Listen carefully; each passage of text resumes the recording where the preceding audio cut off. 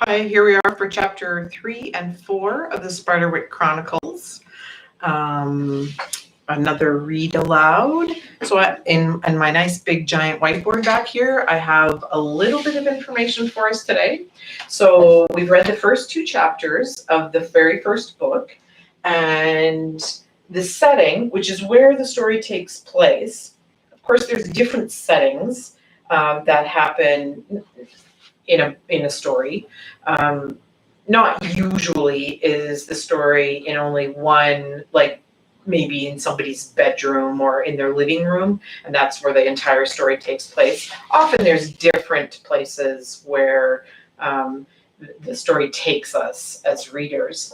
So we know that they have moved from New York City. This family has moved from New York City to an old house, and really a run-down, kind of rickety old house. That was the mom's great aunt's house. We know the characters are, we're introduced to them right first thing.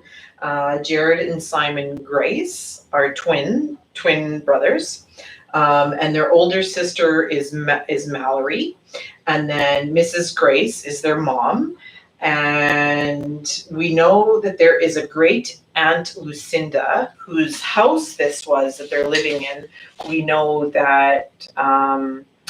and Mrs. Grace are going through a divorce, and she has moved from New York City to, at this point, we don't really know where they have moved to. Here is some vocabulary for today. We learned last time I read this, we learned about this dumb waiter, and we know that Jared went into a little box in the wall. So what you do is there's like an opening in the wall, and it would be covered, and you just roll up the cover, and then there is a box inside the wall, and the box is attached to a rope with a pulley system. And it's not very big. So Jared, who is, not that big, gets inside, and then Mallory pulls on the ropes and it sends Jared up. And so we know that that is called a dumb waiter.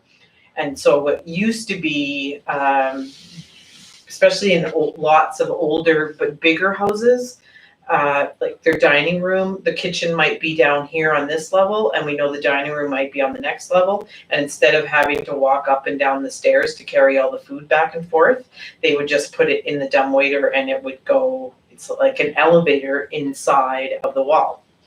Okay, we're going to come across a word called profusion. Profuse is the root word of that, and it just means that there is lots of something. We had a profusion of raspberries this summer, something like that, on our raspberry bushes. All right. Next one is, it comes in the story, in the actual book, it's parries. The root word of parries is parry, and it's to deflect or knock something aside. Now, we do know that Mallory is a fencer, and so not somebody who builds fences, but she participates in the sport of fencing, which is with the swords. And if you look up fencing, there's a few different kinds of swords and different that they use, and they're not real swords. They're not sharp. They're not, and you get points for hitting your opponent in different places. And we know that she likes that. Parry means when you have your sword and you deflect so if somebody's trying to come at you with the sword, you're deflecting it. Okay. Same kind of thing in karate and judo and that kind of stuff. You might sort of parry somebody or deflect with your arms or your legs. Okay, here we are, chapter, and we know when we left off, Jared had gone up the dumbwaiter, and then he gets out in this room, but there's no door in the room, so there's no way to get out of that he can see. There's no way to get out of the room except by going up and down the dumbwaiter. which is a little bit odd, especially since Jared's so little and he could fit in there, but like a grown person wouldn't be able to fit inside the dumbwaiter. Okay, chapter 3, in which there are many riddles. Jared looked around the room.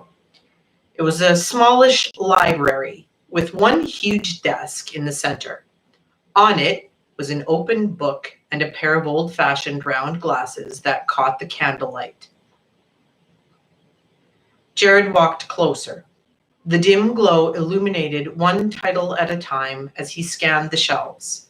They were all strange. A history of Scottish dwarves, a compendium of brownie visitations from around the world, and anatomy of insects and other flying creatures. A collection of glass jars containing berries, dried plants, and one filled with dull river stones sat at the edge of the desk. Nearby, a watercolor sketch showed a little girl and a man playing on the lawn.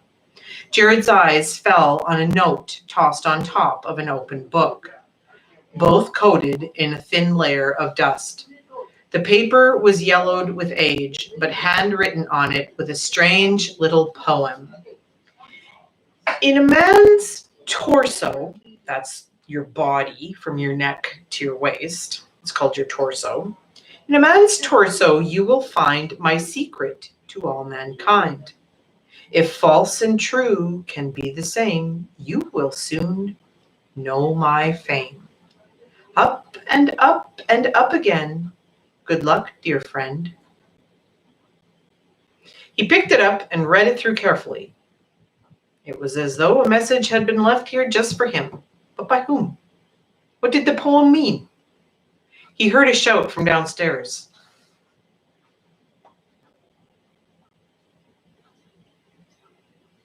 Mallory? Simon! What are you doing up? Jared groaned. It just figured that Mom would get back from the store now.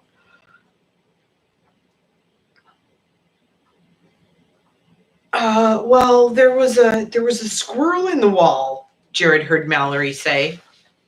Their mother cut her off. Where's Jared? Neither of the siblings said anything. You bring that dumbwaiter down. If your brother is in there, Jared ran over in time to watch the box disappear down into the wall. His candle choked on wax and sputtered from his sudden movement, but it didn't go out. See? Simon said weakly. The dumbwaiter must have showed up empty. Well, where is he then? I don't know, Mallory said. In bed, asleep? Their mother sighed. Well, go on, both of you, and join him. Now! Jared listened to their retreating steps. They'd have to wait a while before they snuck back down to get him.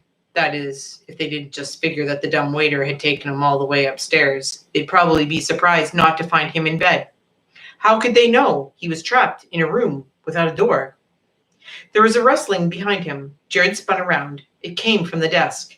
As he held up the makeshift lamp, Jared saw that something had been scrawled in the dust of the desk. Something that wasn't there before. Click, clack, watch your back. Jared jumped, causing his candle to tilt. Running wax snuffed the flame. He stood in the darkness, so scared he could barely move. Something was here in the room, and it could write. He backed toward the empty chute, biting the inside of his lip to keep from screaming. He could hear the rustling of bags downstairs as his mother unpacked groceries.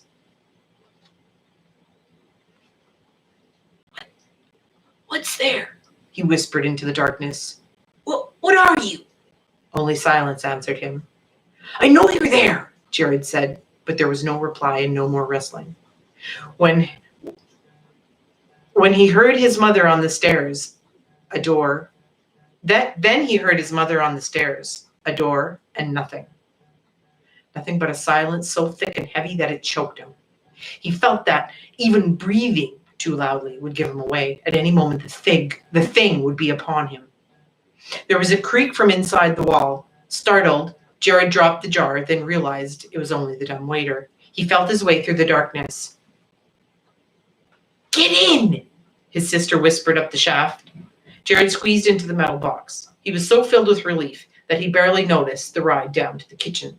As soon as he got out, he started speaking. There was a library, a secret library with weird books, and something was in there.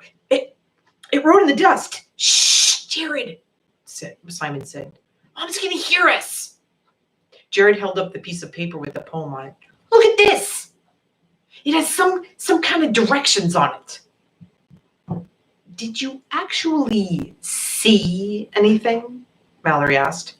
I saw the message in the dust. It said, watch your back, Jared replied hotly. Mallory shook her head. That could have been written there ages ago. It wasn't, Jared insisted. I saw the desk and there was nothing written there before. Calm down, Mallory said. Mallory, I saw it. Mallory grabbed his shirt in her fist. Be quiet! Mallory, let go of your brother. Their mother was standing at the top of the narrow kitchen stairs wearing a less than pleased expression. I thought we already went through this. If I see any of you out of your beds, I'm going to lock you in your rooms. Mallory let go of Jared's shirt with a long glare. What if we need to go to the bathroom? Simon asked. Just go to bed, their mother said.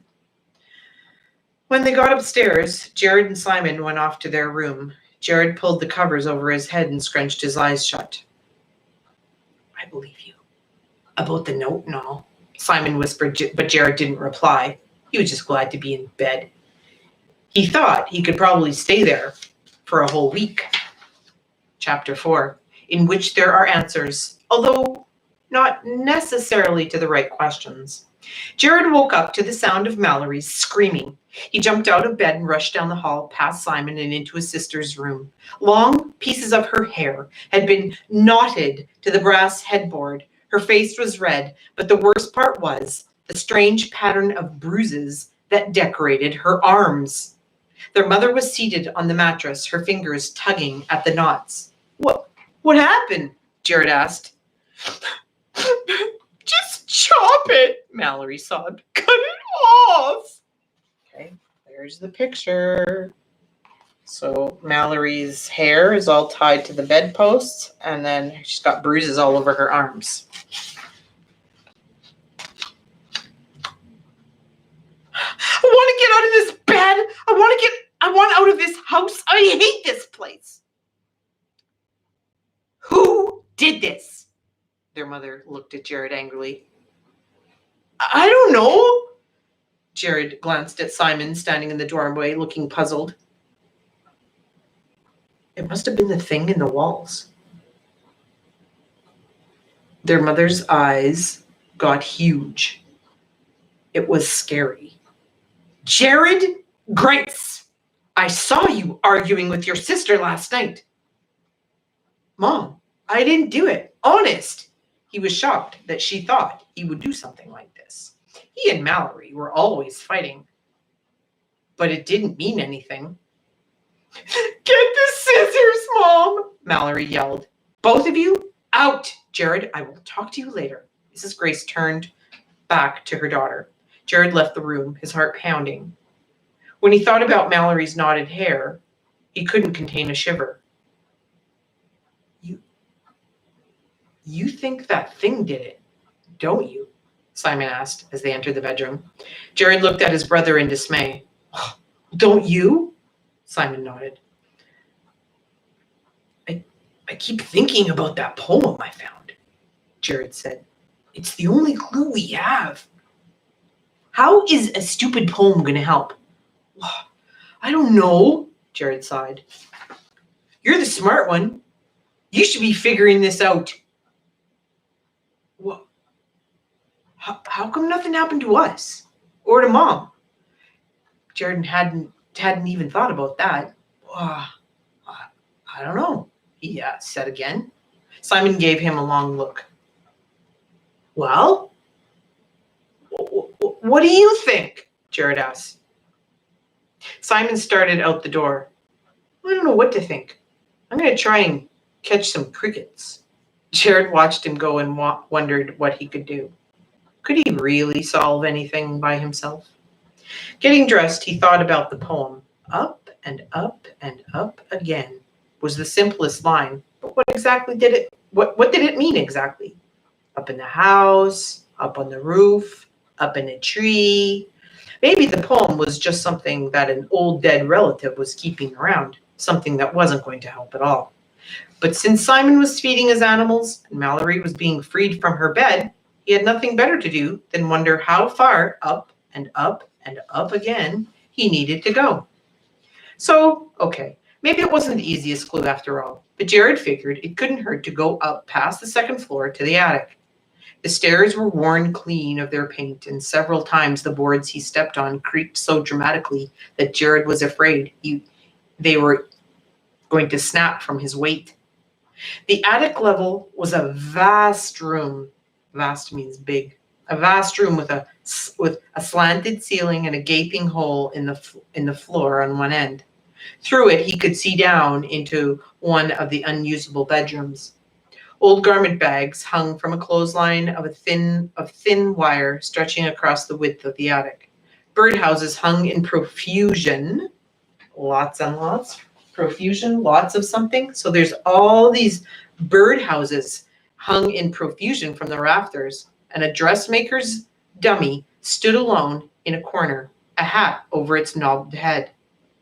And in the center of the room, there was a spiral staircase. Up and up and up again. Jared took the stairs, 2 at a time. Here, I'll show you. If you're wondering what a dressmaker's dummy looks like, it looks like that. And then people that make clothes, they put it on there to be able to create the right proportions for sleeves and how long it has to be and all that kind of stuff. The room he entered was bright and small. There were windows on all sides. And when he looked out, he could see the chipped and worn slate of the roof below him. He could see his mother's station wagon out in the gravel driveway.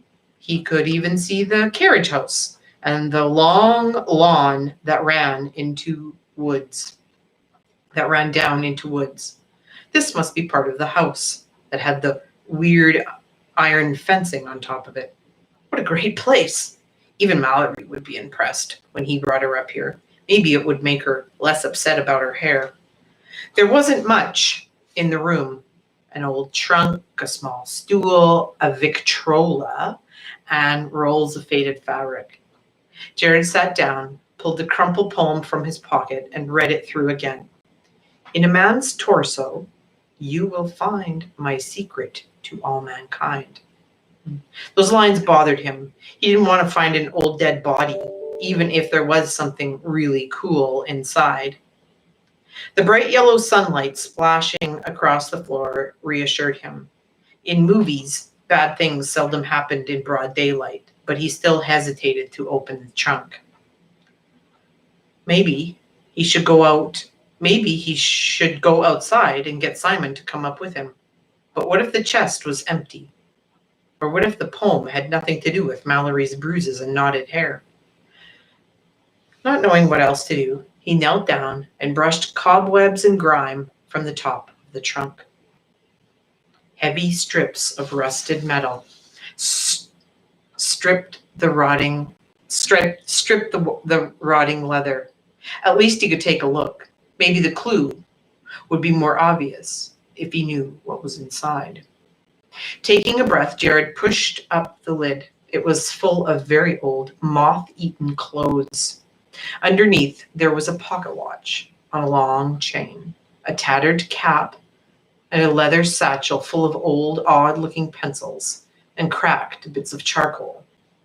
Nothing in the trunk looked like it was a secret for mankind or anybody else. Nothing looked like a dead body either. In a man's torso, you will find my secret to all mankind. He looked down at the contents of the chest again, and it hit him. He was looking at a chest. A man's torso would be his chest. Jared groaned in frustration. How could he be right and still have nothing to show for it? There was nothing good in the chest, and the other lines of the poem made no sense at all. If false and true can be the same, you will soon know of my fame. How could that be answered with something real? It sounded like a word game. What could be false, though? Something about this situation? Something about the stuff in this chest? The chest itself? He thought about chests, and chests made him think about pirates on a beach, bearing treasure deep in the cool sand, buried underneath.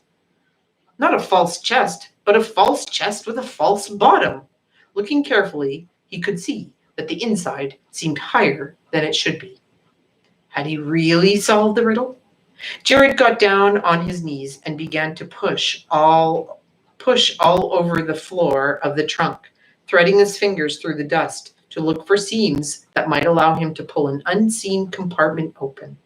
When he found nothing, he began to touch the outside, pawing over the box. Finally, when he pressed 3 fingers against the edge of the left side, a compartment popped open. Excited beyond reason, Jared pressed his hands inside. The only contents were a squarish bundle wrapped in a dirty cloth. He took it out, untied it, and started to unfold the fabric from an old crumbling book that smelled like burnt paper. Embossed on the brown leather, the title read, Arthur Spiderwick's Field Guide to the Fantastical World Around You. The cover was ragged at the edges, and as he opened it, he noticed that it was full of watercolor sketches. The writing had been done in ink, grown, smudged, and spotted with age and water damage. He flipped the pages quickly, glancing at notes tucked into the volume. These were written in a spidery hand, like the writing of a riddle. The strangest thing, however, was the subject matter. The book was full of information about fairies. Chapter 5, in which Jared reads a book and sets a trap. Okay, today's Friday, end of chapter 4. So now we've read through 4 chapters already, which is awesome. Okay, we'll see you guys again soon. Thanks for watching. Stay safe, everybody. Bye.